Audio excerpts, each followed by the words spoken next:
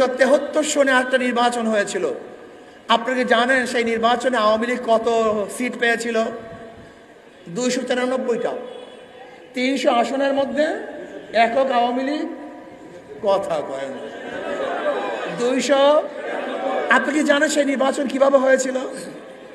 কাউকে nomination paper submit করতে দেয় নাই, ভোট কেন্দ্রে মানুষকে যেতে দেয় নাই। এই মুস্তাক সাহেবের বাড়ি কোথায় জানেন? মুস্তাক সাহেবের বাড়ি কুমিল্লা দাউদকান্দি। ওনাকে কিভাবে নির্বাচিত করছে এই শেখ সাহেব আপনারা জানেন? আমাদের সবচেয়ে বড় সমস্যা হলো বাংলাদেশের মানুষের ইতিহাস সম্পর্কে জানা নেই। অধিকাংশ মানুষ মূর্খ, জানি না আসলে কি ঘটতেছে।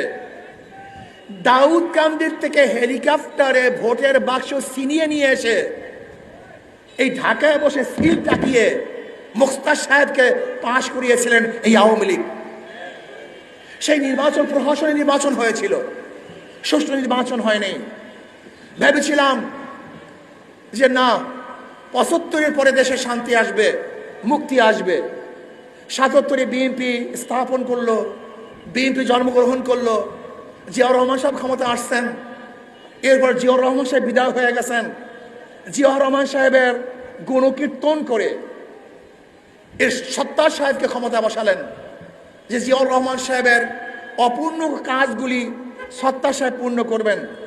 কিন্তু উনি এমন দুর্বল ছিলেন, এরশাদ সাহেব তাকে ঘাট ধরে সিংহাসন থেকে ধাক্কা দিয়ে নামিয়ে এরশাদ সাহেব ক্ষমতা বসলেন। এরপরে আবার কি হলো? 81 সনে একটা নির্বাচন হয়েছিল। সেই নির্বাচনেও কারচুপি নির্বাচন হয়েছিল। ভেবেছিলাম এরশাদ সাহেব এবার দেশে ভালো কাজ করবেন। তার বিরুদ্ধে 90 দশকে আন্দোলন হয়েছিল, সংগ্রাম হয়েছিল, মানুষ জীবন দিয়েছিল।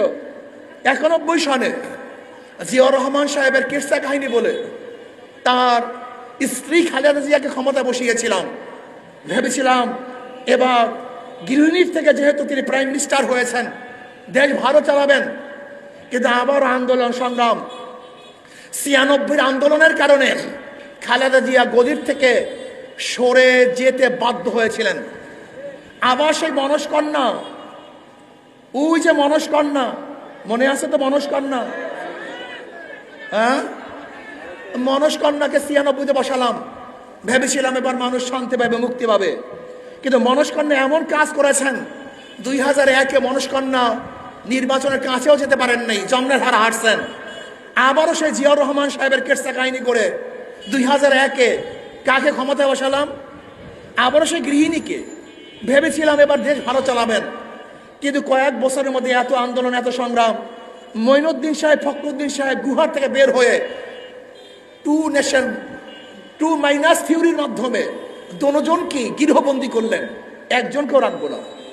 ভেবেছিলাম মঈনুদ্দিন, ফখরুদ্দিন সাহেবের 2.5 বছরের শাসনে মানুষ ভালো থাকবে। কিন্তু আবারও 2008-এর প্রহসন মন্ডল নির্বাচনে সেই মনস্কন্যাকে মঈনুদ্দিন, ফখরুদ্দিন আবারও ক্ষমতায় নিয়ে আসছেন। 17 বছর পর্যন্ত তারা জুলুম অত্যাচার বিচার করেছে। আবার 2024-এ মানুষ আন্দোলন সংগ্রাম করে সেই মনস্কন্যাকে দেশ থেকে ভাগিয়ে দিয়েছে।